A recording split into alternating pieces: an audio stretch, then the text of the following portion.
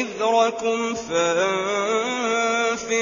ثبات أو انفروا جميعا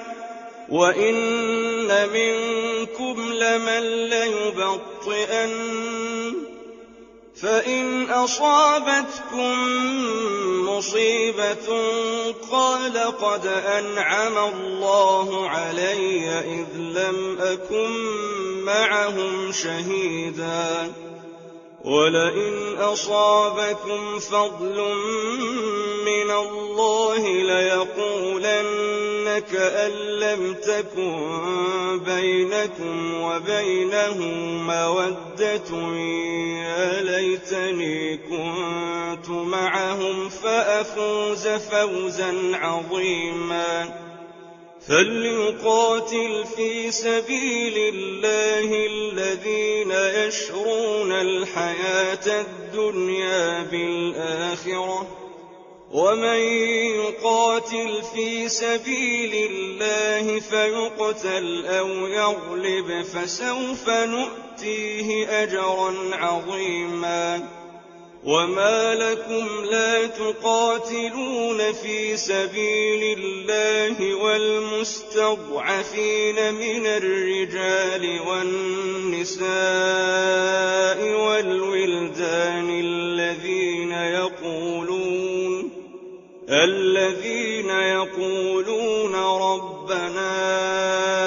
أخرجنا من هذه القرية الظالم أهلها واجعل لنا من لدنك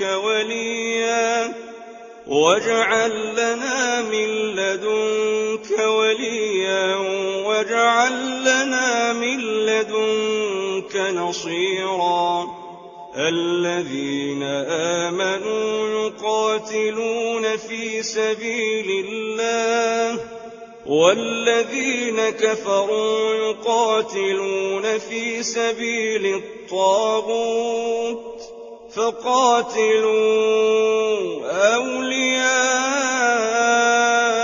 الشيطان إن كيد الشيطان كان ضعيفا ألم تر إلى الذين قيل لهم كفوا أيديكم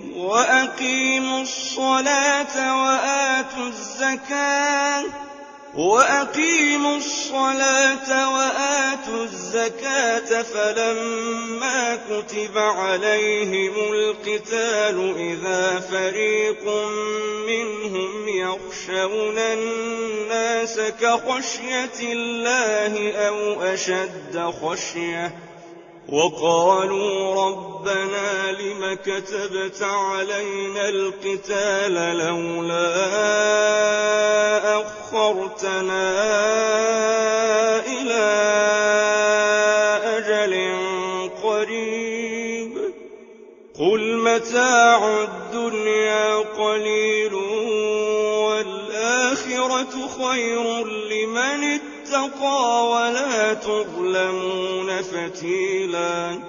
أينما تكونوا يدرككم الموت ولو كنتم في بروج مشيدة وإن تصبهم حسنة يقولوا هذه من عند الله وإن